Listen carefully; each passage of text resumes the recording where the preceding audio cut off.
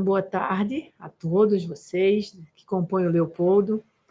Nós aqui estamos reunidos e gratos ao Pai pela oportunidade de estarmos aqui e dessa oportunidade de refletir com vocês. Gratidão pelo convite, né?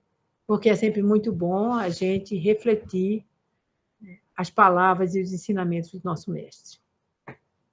Então, pensando nisso, eu optei por refletir, né, as leis morais, né? Não todas, obviamente, porque essas leis morais que constam no terceiro livro do Livro dos Espíritos, né, dão, na realidade, as diretrizes ético e morais que devem nortear o comportamento humano. Dentre essas leis, que são as chamadas leis naturais ou leis morais, nós temos a lei da adoração, a lei do trabalho, a lei da reprodução, a lei da conservação, a lei da destruição, da sociedade, do progresso, da igualdade, da liberdade e, finalmente, a 10ª lei da justiça, amor e caridade. Mas existe uma outra lei final, que é a lei da perfeição moral. Entre todas essas leis, obviamente que falar de qualquer uma delas seria uma reflexão fantástica para todos nós. Mas, diante do que estamos vivenciando, eu quis trazer uma reflexão que eu considero das mais importantes, que é a chamada lei da destruição. E, por isso, o tema Ícaro, o renascer das cinzas. Não é? Porque, quando a gente vai para a pergunta 728, do Livro dos Espíritos, onde se pergunta se é preciso que tudo se destrua para renascer, né? Aí é afirmado que sim, é preciso que tudo se destrua para renascer e para melhorar todas as coisas. Então, isso nos faz pensar que, em vez de destruição, eu poderia dizer, sim, transformação, renovação. E é isso que essa lei vem nos trazer, né? Através das tragédias, através de flagelos que a gente se defronta. E quando a gente começa a estudar, o estudo realmente do Livro dos Espíritos, faz com que nós possamos entender toda essa dificuldade que atravessamos, todas essas oportunidades de crescimento. Tanto é que, quando a gente pensa na lei da destruição na sociedade humana, a gente observa os avanços que aconteceram pós-guerra. As calamidades que acontecem, como, por exemplo, quando nós temos tsunami, quando a gente tem mudanças sociopolíticas e culturais, né? Nos mais diversos séculos, a gente vê que, após toda uma opressão, às vezes, toda uma destruição, a sociedade brota como um todo, né? De uma forma de crescimento muito grande. A lei da destruição na natureza, como é que ela se manifesta? Ela se manifesta, ou seja, não lei da destruição, mas da transformação, no ciclo das marés, nas estações, no dia e noite se alternando, nas agressões climáticas. Ou seja, a natureza nos mostra a todo tempo que é importante haver isso, essa destruição. Quando a gente pensa nessa destruição que acontece no nosso corpo físico, como é que ela se manifesta? Através do nosso tempo de vida e através das fases de criança, de adolescente, de adulto, de velho, da envelhecência, como eu sempre digo, e da velhice mesmo. Isso, a deteriorização que vai acontecendo e que a gente precisa entender e aceitar como parte, em cada fase dessa, veja bem, das nossas vidas, o quanto hoje, mais envelhecidos ou mais maduros, a gente consegue entender a vida. Porque inicialmente a gente vivencia apenas, Como criança, a gente brinca, como adolescente, vem a época das interrogações, das dificuldades, das negações, às vezes, né? Tá? E aí, assim, a gente vai até a hora que a gente para e diz, mas o que é que eu vim fazer nesta vida? E é nessas interrogações que nós vamos no processo de renovação e de transformação. Quando a gente pensa na lei da destruição, efetivamente, atuando no espírito, e aí a gente vê que a encarnação é o carro-chefe da nossa evolução. Se a gente pensar efetivamente, quando nós viemos, quando nós nascemos, nós somos enterrados no planeta Terra. Né? O peso do nosso corpo, junto ao nosso espírito, a gente sai de um clima mais leve e adentramos ao planeta, ou seja, nós nos enterramos ao nascer. E vamos desenterrar quando morremos. É só uma questão de ótica. Como é que eu vivencio ou como é que eu vejo cada processo. Né? Se a gente olhar uma semente, né? A semente sofre a agressão do meio, né? Ela está lá, então vem a terra, vem tudo aquilo, quer dizer, o germe, né? A resseca, né? E aí ela se deteriora, mas dentro dela está todo o potencial. Então, da destruição da semente, né? Que vai surgir a planta. Do mesmo jeito, o homem, quando ele sofre as agressões do meio, ele vai destruindo o homem velho para fazer surgir um homem novo, um homem transformado, um homem calejado. E isso é importantíssimo, né? Porque só progride quem muda. A lei da destruição, ela serve para nortear o tipo de atitude que nós temos que adotar ante a vida e ante nós mesmos. Porque quem não muda, estagna, pois a vida ela se expressa por ondas e fatos inesperados. Então, se eu não desenvolver flexibilidade, uma flexibilidade inteligente diante dos acontecimentos, eu não consigo manter a minha saúde mental. E esse é um problema importantíssimo. Por isso que a gente se depara, hoje em dia, com tantas pessoas sem dormir, tantas pessoas depressivas, tantas pessoas ansiosas, porque elas não conseguem gerenciar um fato real, que nós não temos controle de algumas coisas que a própria natureza nos propicia. A gente tem dificuldade de vivenciar o que eu tenho agora. Como é que eu vou fazer agora? Nós estamos diante de um novo fato agora. Mas isso é no nosso dia a dia. A gente cria situações e, de repente, dá uma viravolta, a gente perde, né?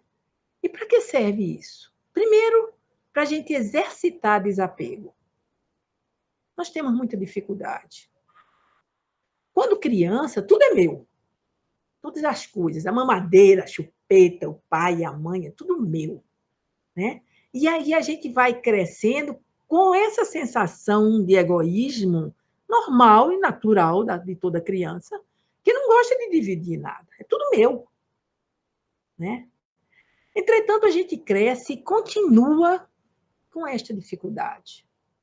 E a gente vê, nós precisamos exercitar desapego de coisas, de objetos, de pessoas. Né? É só olhar pessoas, às vezes, que mantêm um guarda-roupa cheio de roupas que ela não usa, cheio de sapatos que ela não usa, que ela vê, acha bonito, ela não troca, ela não abre espaço para o novo. E assim ela não consegue trazer felicidade. Imagine aquela roupa que ela nem usa, está lá entulhada. Não é? Poderia fazer alguém feliz, poderia agasalhar pessoas. Não é? Tá. E ela não o faz, porque é necessário o exercício do desapego. Do mesmo jeito, não é só coisas, objetos e pessoas. É o apego que a gente tem, às vezes, a velhos sentimentos. Sentimentos de mágoa, de ressentimento, de tristeza. E eu não consigo exercitar o perdão. Né? Ora, se eu não exercito o perdão, eu deixo de fazer bem a mim. E não adianta dizer, não, mas eu perdoo, só não quero nem ver. Isso não é perdão. Porque o perdão implica em lembrar sem dor. Chega uma hora que a gente nem lembra direito. Porque como deixou de doer, né, a coisa ficou lá na memória. Se você for buscar, até vai lembrar. A não ser quando a gente já está num processo demencial. Mas se não, a gente vai lembrar. Mas não faz parte de olhar para a pessoa e lembrar da dor que ela nos causou. Então, esse é o perdão. Mas faz parte da vida aprender a perder. Perder pessoas queridas. Deixar o outro ir. Nessa pandemia que a gente enfrenta, que as pessoas dizem maldita, eu, sinceramente, vejo com outro prisma. Porque eu vejo que até o grupo, esse grupo do Leopoldo, né? Eu os vejo participando intensamente do Evangelho.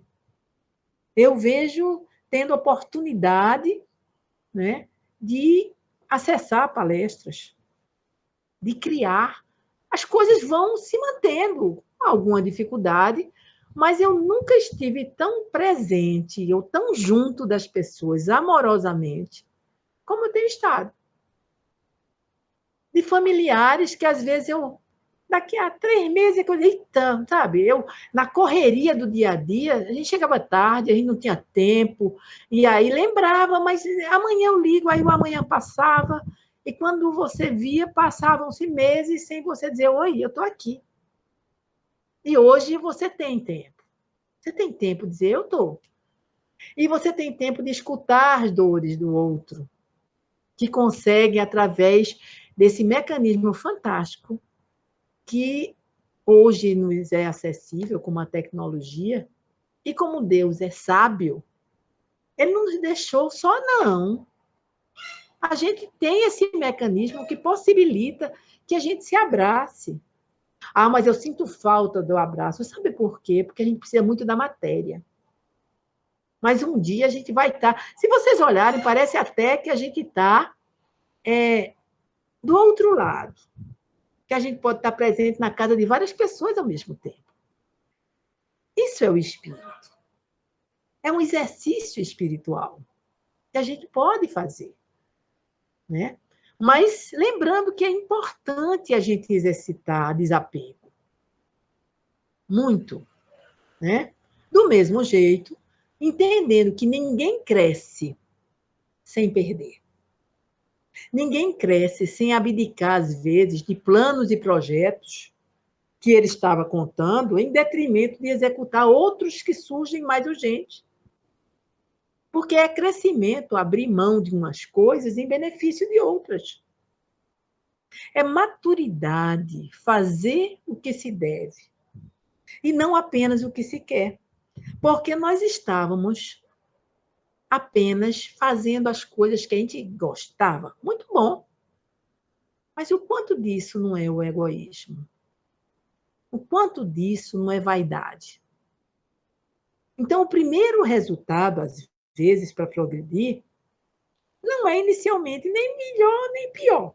Parece que fica meio desorganizado. Se a gente comparar, é semelhante a um dia de faxina. Quando você olha, está tudo virado.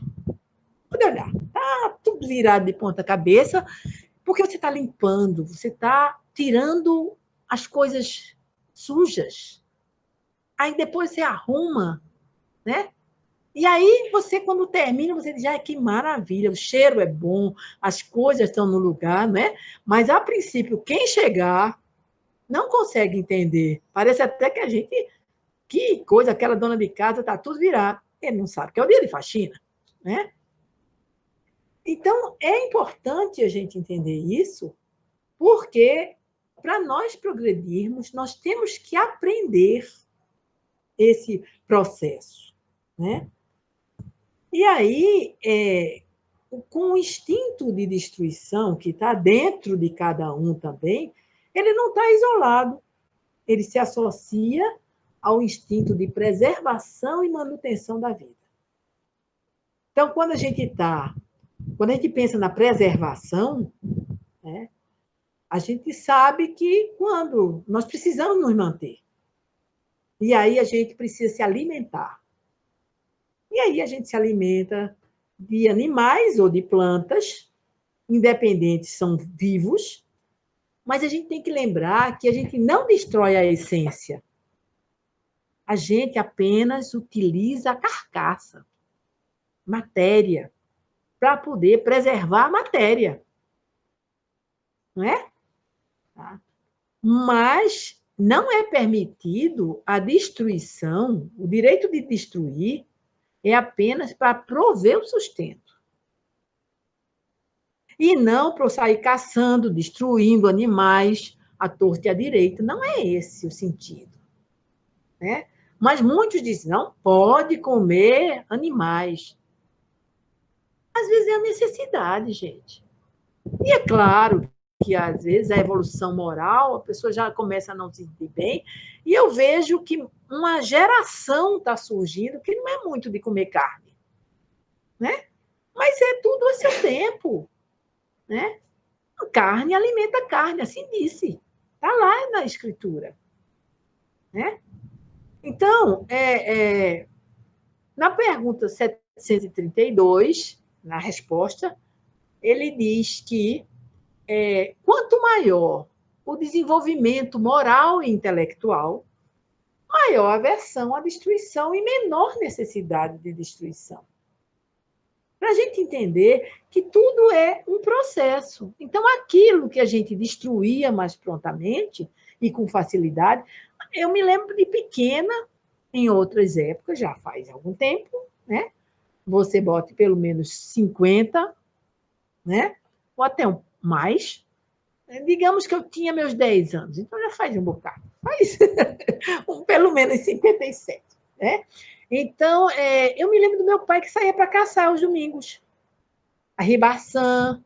E a gente vê ainda muito isso no interior. Não é? Mas não era com o instinto, eu vou destruir, eu vou. Não, era porque era prazeroso, ainda se valorizava isso, a caça animal. E a gente tem que lembrar que muitas vezes isso é necessário, essa destruição, inclusive para não haver uma exacerbação daquele grupo, né, daquele reino. Né? Então, a gente não julgar, mas a gente utilizar, lembrar que é necessário, às vezes, a destruição para poder nos sustentarmos. É necessário, a gente precisa morar. Né? Então, a gente precisa ter o cimento, a gente precisa ter a madeira para algumas coisas, mas usados com parcimônia. Então, é isso que a gente precisa entender, que o processo de destruição faz parte da renovação. Né? Tá? E nesse processo, né, surgem os flagelos, alguns flagelos destruidores. Que a gente diz, onde é que está Deus? Por que é que ele permite que isso aconteça? Por que é que ele permite que surja um tsunami, um terremoto, que ceifa tantas vidas? Né? Uma boate que toca fogo, cheio de jovens ali, não é? Uma pandemia, uma inundação. Por quê? Para que serve isso? E aí vem a explicação, como sempre o Livro dos Espíritos nos ensina, né? Servem para acelerar o processo, né?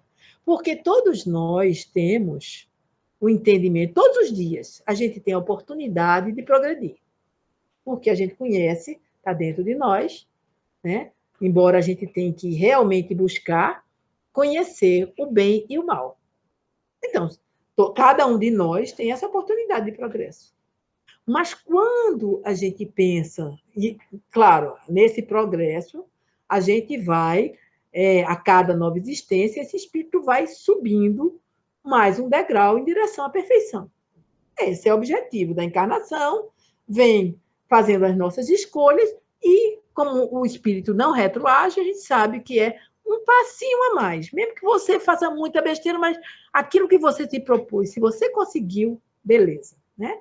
Então, você vai evoluindo num grau de perfeição. Mas, quando a gente pensa em acelerar o progresso da humanidade como um todo, né? Às vezes a gente se fecha em nós mesmos e a gente não pensa no coletivo. Então, nos flagelos, nós passamos a entender nossas fraquezas, nosso orgulho, né? Nós saímos, nós nos irmanamos mais. Né? E esses flagelos, eles podem ser flagelos físicos, né? Como eu estava citando aqui, um vulcão que derramou sua lava, ele transforma regiões. Muitas vezes, o benefício disso só é visto em outras gerações que vão poder apreciar esse benefício. É aquilo que eu disse, às vezes uma guerra que detona, explode, destrói cidades, daqui a pouco ela faz como Ícaro, renasce das cinzas com uma sociedade melhor, mais fraterna, ou tentando ser mais fraterna, mais culta, né? Não quer dizer mais amorosa, né? Vem também os flagelos morais que surgem em nossas vidas, não é? E nesses flagelos morais, o que é que acontece? Vão dar ao homem a oportunidade de exercitar inteligência, paciência, resignação à vontade do Criador e manifestar abnegação, desinteresse, fraternidade, amor ao próximo, porque às vezes a gente precisa. Né? Quando você vai assistir, às vezes, um filme do que aconteceu, tem um filme muito interessante para quem tiver interesse em assistir, O Impossível, a história da tsunami, de uma delas, né? Você vai ver como a dificuldade une as pessoas. Né? Como é possível a gente cuidar um do outro.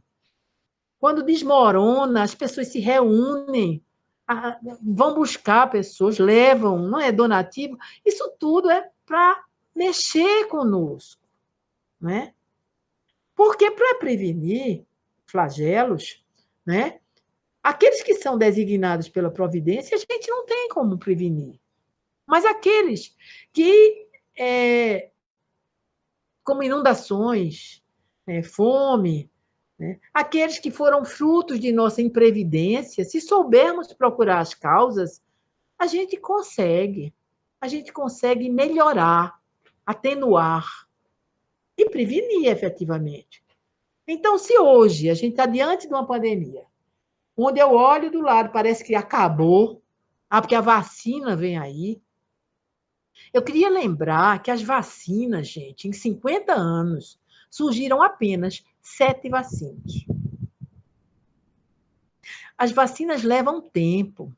Tem vacina que para ser lançada, vai-se embora 5 anos, 3 anos, por mais que seja trabalhada com interesse de ganhar dinheiro. Eu não estou, porque são laboratórios que estão interessados, mas não pode ser assim, porque ela precisa do tempo de pesquisa, para ela não fazer mal para as pessoas, para ela não trazer o vírus para dentro da pessoa que ainda não tem defesa.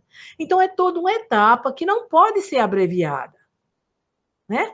Então, as pessoas ficam com aquela imagem, pronto, chegou a vacina, estou feita. Vocês esquecem que todo ano a gente tem que tomar a vacina da gripe. Por quê? Porque o vírus se transforma. Então, a gente não pode realmente. E a imunidade da vacina é outro setor que a gente também tem que ver quanto tempo dura. Porque, como é um vírus e ele se modifica, a imunidade não é tão grande. É por isso que, às vezes, eu preciso de todo ano tomar vacina. Mas, antes disso, eu tenho que ter uma vacina que não me faça mal. E aí, o que é que você vê? Né? Ainda, as pessoas sem os cuidados. Aquilo que eu estou dizendo é a imprevidência. Sem usar máscara, se reunindo desnecessariamente, porque ninguém pode abrir mão de nada. E aí entra aquilo que eu disse. Nós temos que ter a resignação e o entendimento que a gente está preservando a si e ao outro.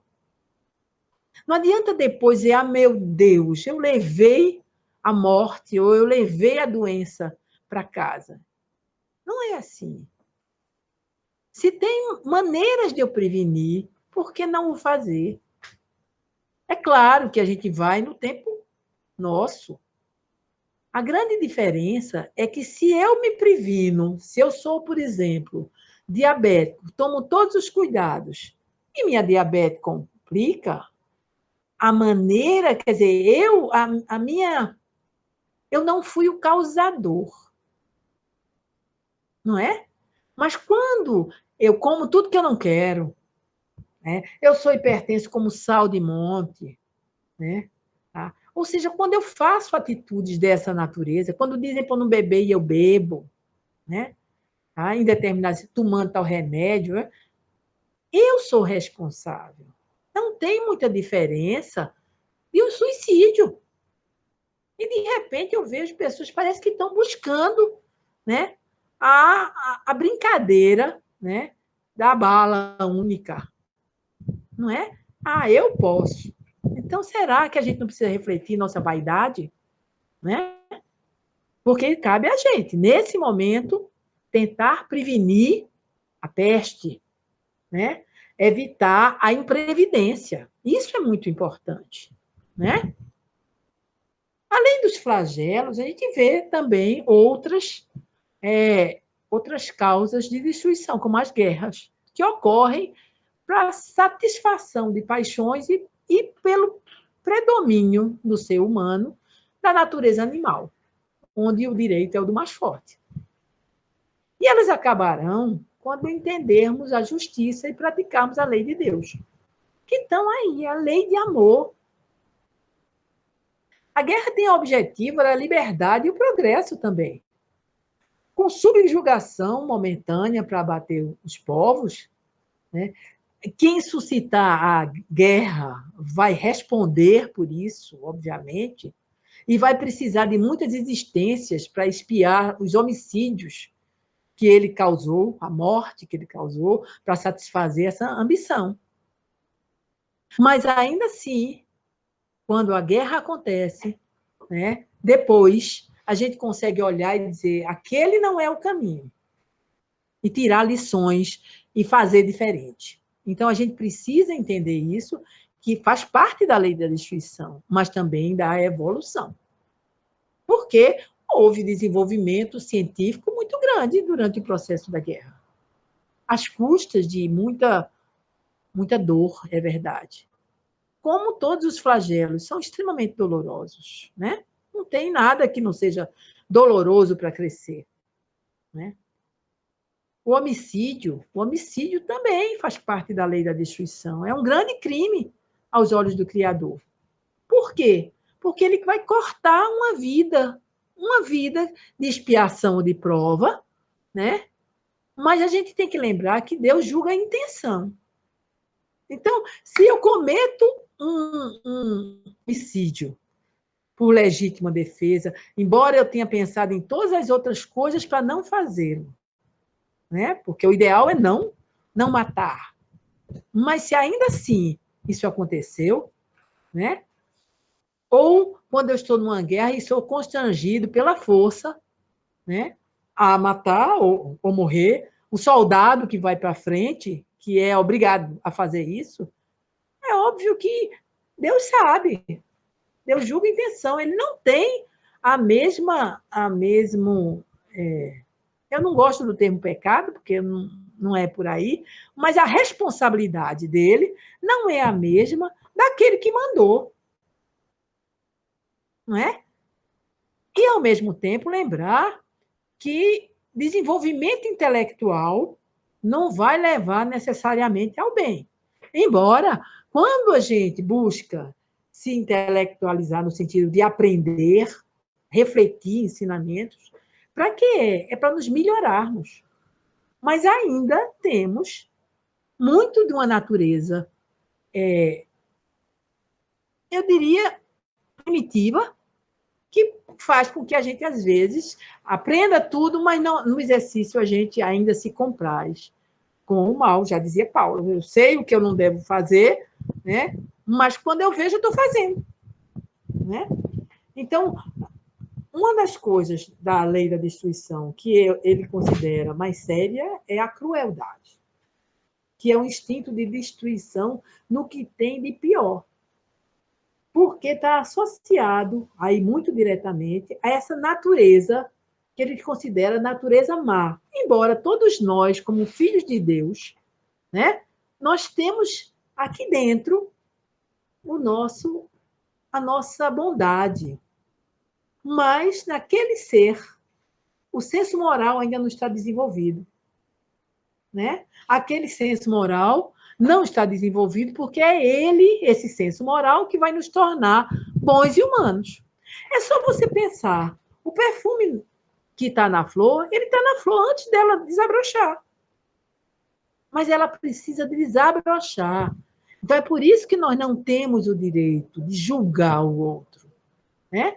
Porque ele tem fragilidades, ele tem dificuldades. Né? Então, nós precisamos entender isso. Precisamos entender que no duelo, por exemplo, né, o que é duelo não é só como antigamente, que a gente ia duelar, né, obviamente, com o intuito de matar a matéria. No duelo, hoje, a gente pode duelar aniquilando o outro. Aniquilando, deixando de baixo astral, acabando os sonhos dele, né? Ou seja, priorizando nosso orgulho e nossa vaidade, mostrando, às vezes, que a gente é muito sabido, quando a gente não sabe nada. Nós somos aprendizes. Nós precisamos buscar humildade. E a pena de morte, que também faz parte da destruição, que a gente precisa refletir que não está em nós o direito, mas ainda, dependendo de cada sociedade, ela ainda está nesse primitivismo que não vê que é a justiça divina que é responsável, que cada um vai responder. Mas nós não temos muita paciência, não. Né? Ou seja, tem tanta maneira de eu deixar aquela pessoa isolar, aquela que ainda tenha a felicidade ou se compraz com o mal, ele não precisa ficar no meio social, mas ele não precisa ser morto. Né? Ele precisa ser trabalhado para se tornar uma pessoa, fazê-lo pensar, mas, e mesmo que ele não tenha essa fase, né? Mas ele pode ficar isolado sem precisar eu matá-lo.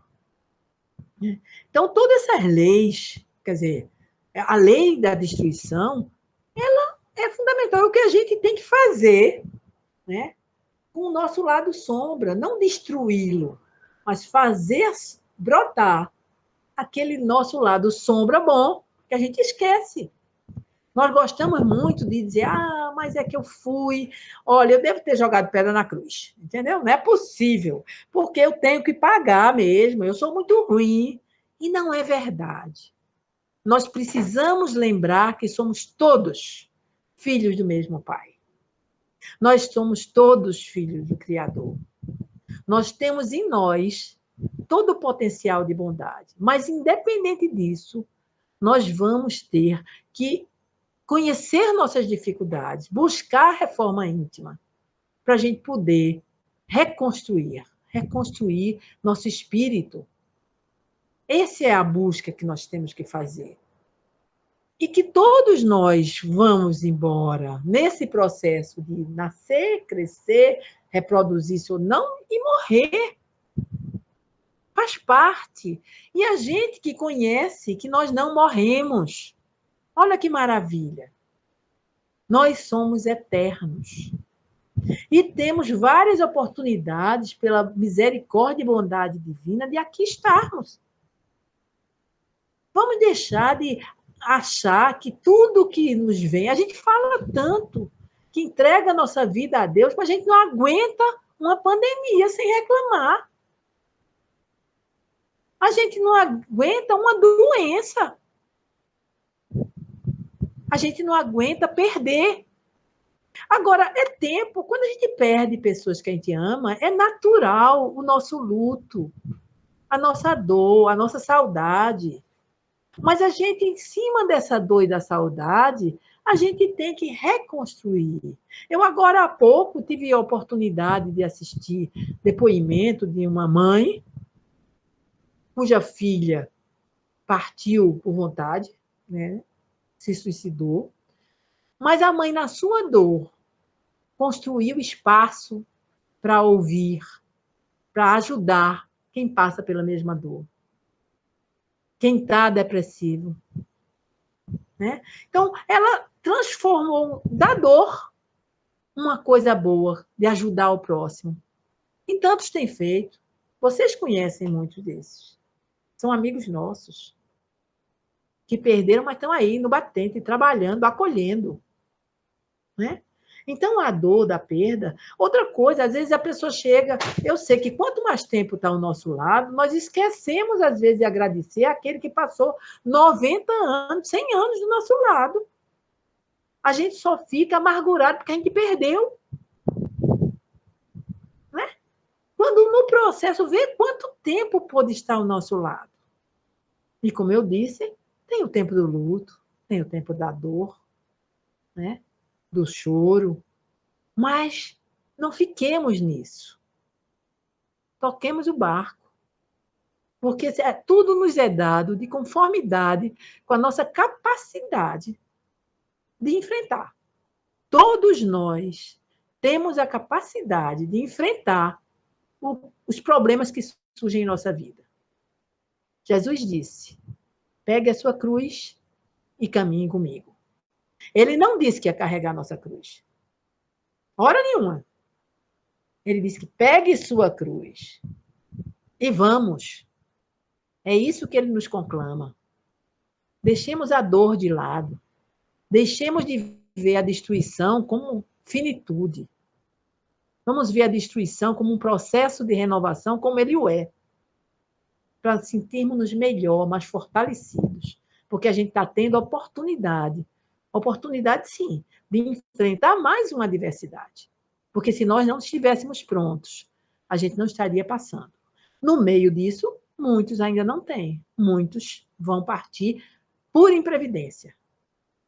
Aqueles que partem pela necessidade. E outra coisa, quem parte, gente, não vai para o... Ah, pronto, ele era inferior, vai para o mundo inferior. Vai não. Ele não vai para o mundo inferior. Porque se a gente lembrar, o Eurípides Barçanufo, né, que nossa doutrina fala da importância que ele teve sempre, né, ele passou a peste, certo? No período da peste. E ele acolheu e tratou muitas pessoas com a peste. Ele nem dormia para poder cuidar. E ele morreu da peste. E ele tinha 38 anos. E, com certeza, ele não foi para o mundo inferior. Então, a gente tem que lembrar que se eu partir agora, tá? Eu vou para onde eu preciso ir. Se eu vou como expiação e prova novamente, ou se eu vou como um orientador, quem sabe, para um mundo inferior, mas como? Para fazê-lo crescer. Então, por que a gente tem medo? Vamos, sabe, guardar essa confiança naquilo que Deus quer para nós. E que Deus abençoe cada um nessas reflexões para poder se fortalecer nessa dificuldade que a gente está atravessando. Mas que nós estamos juntos, abraçando-nos sempre, né? Tão intensamente como eu acho que fazia muito tempo que a gente não estava tão junto. Que Deus proteja a todos nós e a cada um que aqui está presente, hoje e sempre. Muita paz. Que assim seja. Boa tarde. Nesse momento em que encerrada a nossa palestra, vamos dar início à oração final. Mas antes eu vou ler um trechinho aqui do pensamento de Joana de Ângeles. Considera-te como és, um permanente aprendiz da vida. Jamais te permitas a petulância de pensar que és um ser especial, catalogado como superior ou portador de uma missão maior do que a dos demais. Vamos fechar nossos olhos e agradecer por esses momentos felizes passados agora, ao refletirmos como é bom e belo viver em paz, viver em harmonia, viver em fraternidade, viver praticando o amor ao próximo e a si mesmo. Pedimos ao nosso Mestre Maior que proteja todos os seres da Terra, proteja nosso país, proteja nossas famílias, nossos amigos, enfim, a todos aqueles que queremos bem. Pedimos pelos irmãos que estão em aflição, que estão passando por dificuldades, por momentos difíceis, que eles sejam abençoados e amparados pelo poder da tua luz. Pedimos também aos irmãos guardiões da paz e da luz a proteção para todos nós. Que assim seja.